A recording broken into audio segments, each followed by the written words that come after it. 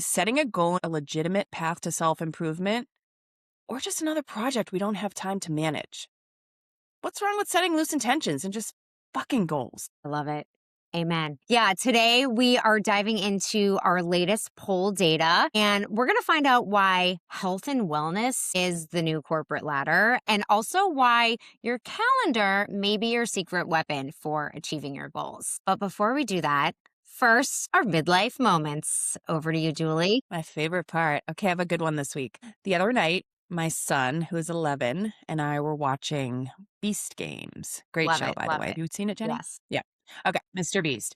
During one of the commercial breaks, yes, we were watching on a streaming service that has commercial breaks because we're too cheap to upgrade to premium for the 8,000th streaming service we have. One of the commercial breaks was a tampon commercial. And this is a new product. Well, I actually don't know how new it is because I feel like they just keep like regenerating the same value proposition. But this particular commercial had a package of tampons with multiple sizes, right? So it had 5 different sizes. And we know as women that is for the various days of your menstrual cycle and the flow and the heaviness, right? So my son asked, why would someone need different sizes for that? He knows what it is because we talk about real stuff and I answer questions honestly in an age appropriate way, Of course. usually.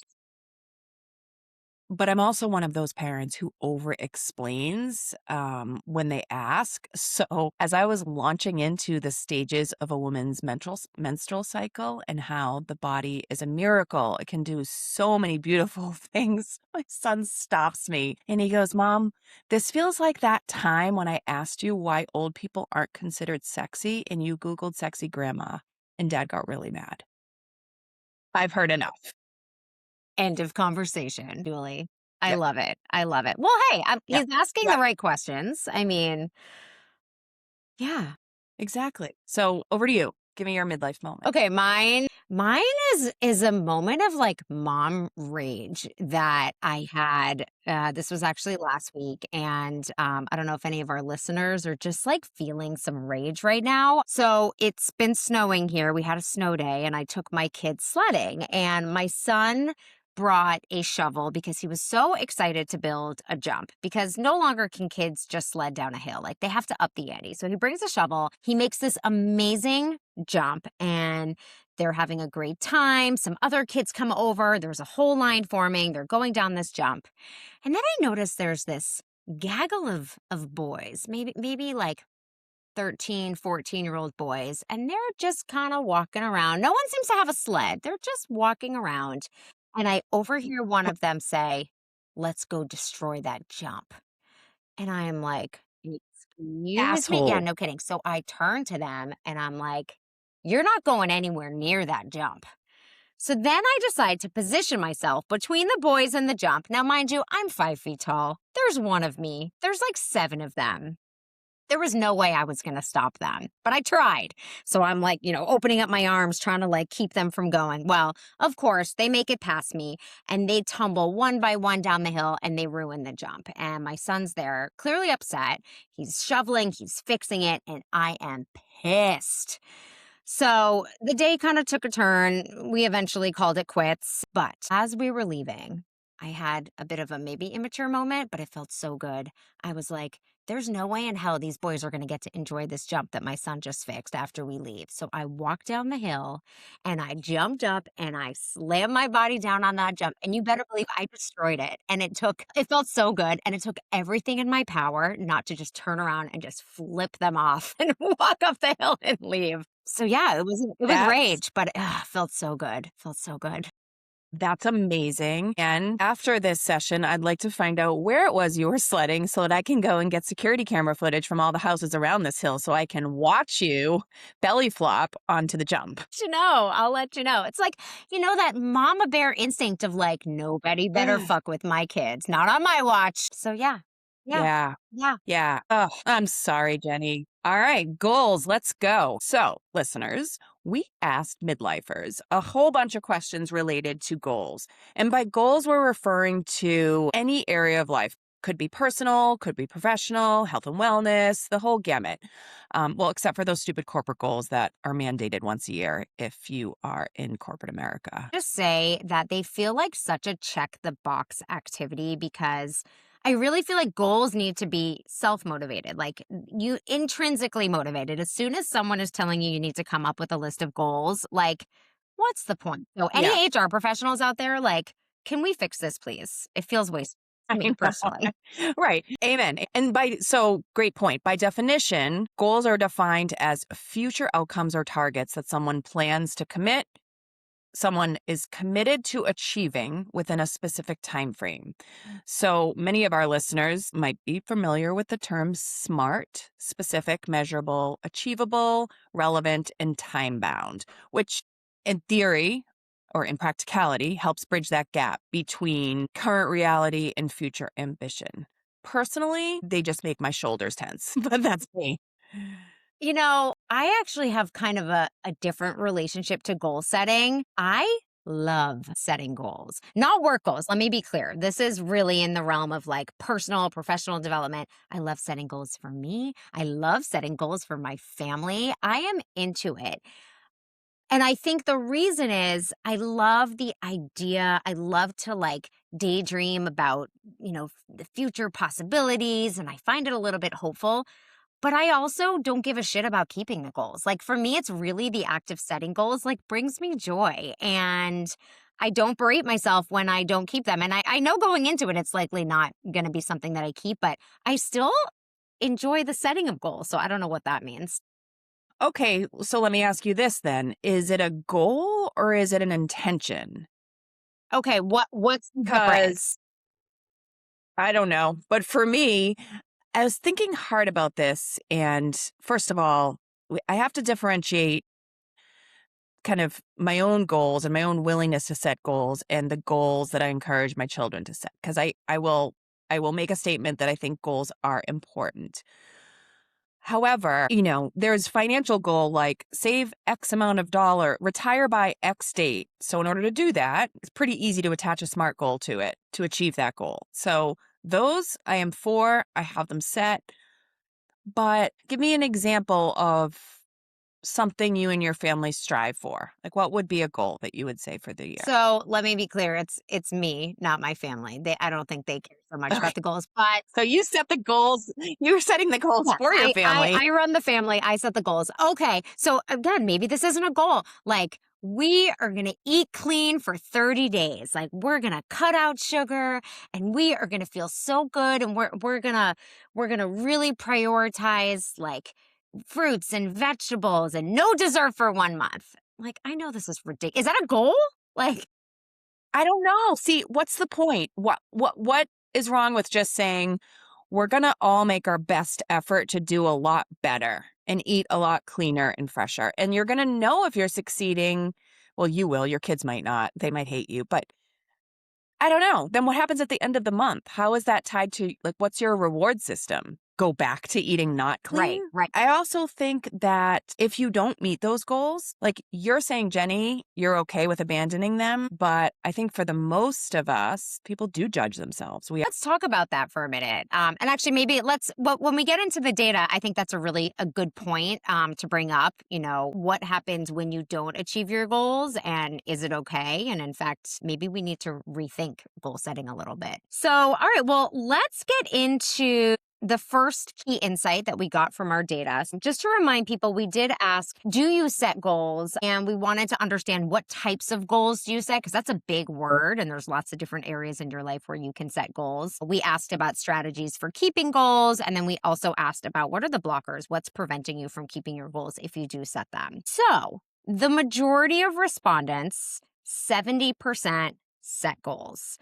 And 1/3 of those respondents, so I'm not going to pretend to do math here. 1/3 of 70% say that they do them on kind of milestone markers. So we're thinking like New Year's resolution or your birthday. So it's not a regular thing. It's like certain times of year where you set your goals.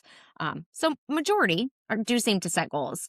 And then the top category for the types of goals that our listeners have set are in the health and wellness. That was 80% set health and wellness goals. And the next most common was personal development at 27%. So I think that's really interesting. And there was a comment that summed it up, I think, very well, where the listener has achieved many career goals. And so their focus now is on wellness, mental health, and family, which I think is a beautiful realization of midlife, that we can really start to put all of that external stuff aside for the most part and start to really focus on the things that are most important. And we're starting to set goals for things that like really matter and are going to carry us for the next 40 years. So what are your thoughts on all this, Julie? Yeah. So one thing that is sort of screaming in my brain is this question of, is there a contradiction between future state, goal setting, and our like push to be more present, right? Like if we're always striving for this state of being in the future, is there a contradiction with this other idea or benefit of being in the now, being Mm, more present? that's really interesting. I think yes. Are you saying like Yeah, also, being able to be happy with who you are and how things are now and not just always future kind thinking? of. Well, kind of. Not so much around acceptance, but just I don't know if you're so focused on the number and you're so focused on the date and sort of checking all the boxes. I don't know. I don't know. I think it just for me at least, it can take me out of the present and like the journey and sort of the joy, the small joys and like day-to-day life. Yeah. Does that make sense? It does make sense, and it's making me think we should do a whole episode on this idea of being present. Like, is Mm. anyone present? It's something. Oh, you know what, Julie? That's a goal I've had. Oh my God, that reminds me. I've had a New Year's resolution of like, I want to be more present, which is a big contradiction. Like, it's my future goal of actually just focusing on the present. I failed. I failed at it. I would argue, Jenny, you're always very present. And that brings up another good point, right? So I think we have to ask ourselves the why. Like, I think I know we're going to get to this and I'm jumping ahead a bit, but I want to get better at journaling, for example. I want to journal more, journal 3 times a week. I would encourage people to, again, I'm no authority, but why do you want to do that? Right. For some people, it's to like catalog the memories. For others, it's to be present and mindful. And so I would then say, like, or I ask myself often, like, is it journaling I really want to do? Or is it sitting with kind of the present moment with more intention on a day to day basis? I don't know. I don't I know. like that, Julie. So, like, really trying to go one layer beneath the goal. Like, the goal is like the tangible physical thing that you're doing, but to stop and think about, like, what is it that I'm actually trying to achieve? I mean, I saw someone on Instagram and they said journaling 3 days a week is like the greatest thing for you. And I want to do that now, but like really stopping to think what's behind it. Right. And it might be, and it might not be. And it's okay if it's Yeah. not, right? There's something kind of for everybody. I think the important thing is don't stop turning over Hmm. stones to find your thing. Yeah. So that's a good segue into blockers. So the number one blocker we saw from our respondents was starting out strong and losing interest. And this I can so relate to, So, right? Like I am all in on an idea, but future Julie often isn't. same, same. Getting hyper focused on achieving the goal. So this goes back to sort of pass and fail and sort of forgetting the reason behind it, right? I think there was a really good podcast a couple of years ago. I think it was Mel Robbins, and it was about Quitter's Day in January and how I think it's either January 17th or January 19th is the day that the majority of people who set New Year's goals quit. And whether you like Mel Robbins or you hate her, this narrative I thought was really special in that it talked about, if you quit a goal, all is not lost, right? If you can think of it just as failure, or you can think about the good currency that you gained over those 17 days. And, it's another rung on the ladder to your journey towards whatever larger goal objective you have. So I love that. Do too. I believe that deeply. And I think that's kind of what I was getting at with like, I really enjoy the art of setting goals or just the process of setting goals. It reminds me there's some parenting, quote about how like just signing up for the course means you're a good parent. It means that you at least are thinking about it, like a parenting course. You're thinking about it, you're invested in it, whether not you complete the course, like just the act of focusing your attention on something that might have a positive outcome is something to be proud of. And I think that that works with these goals too, even if it's 17 days or even if it's just a couple hours of saying, like, I want to, invest in my mental health this year, or I want to exercise more, whatever it is. There's something Mhm. to be said about that. Absolutely. Absolutely. Your mind's in the right place. Yeah. Yeah. The The third blocker was not enough time. Several respondents shared that they rely on their calendars to, manage their time as time relates to goals. And I think this one again is interesting because we can think about, how can we better use calendars or planners to like better stick to our Hmm. goals. Yeah. Especially at this stage of life when we're really busy because we're not just taking care of kids. We could be taking care of parents. We're hopefully taking care of ourselves. We have all these obligations. And so time is a barrier. I mean, our last episode about, fun in midlife, time also came up as a huge barrier for being able to have some fun. Yeah, I also think about habits. There's this great book, Atomic Habits. If you haven't read it, I highly recommend it. And one of the things they talk about in the book is, these you need to create kind of small habits, atomic, really small, because yes, getting too lofty, no one has the time for that. So going back to your journal example, if that is a goal of yours, rather than journaling every day, maybe writing down 2 sentences 3 times a week is your goal, because I feel strongly that everyone has time for that. You can make the time for 3 sentences 3 times a week. And it's this momentum that you're building, and you start small and you can grow it. So great book if you are interested in habits and goal setting. I found it to have a lot of really concrete examples of how to be successful in that area. I love it. Agree. Great book. So, Jenny, tell us about some strategies that people are using. So yeah, in addition to starting small, I think also the calendar piece. So blocking time, if you do, want to set a goal, blocking time to really focus your attention on that goal, which might mean a trade-off, giving up something else. But I thought what was most interesting when we asked people for strategies is that there really were not many shared. And I think that's kind of the big point here, is that it's hard.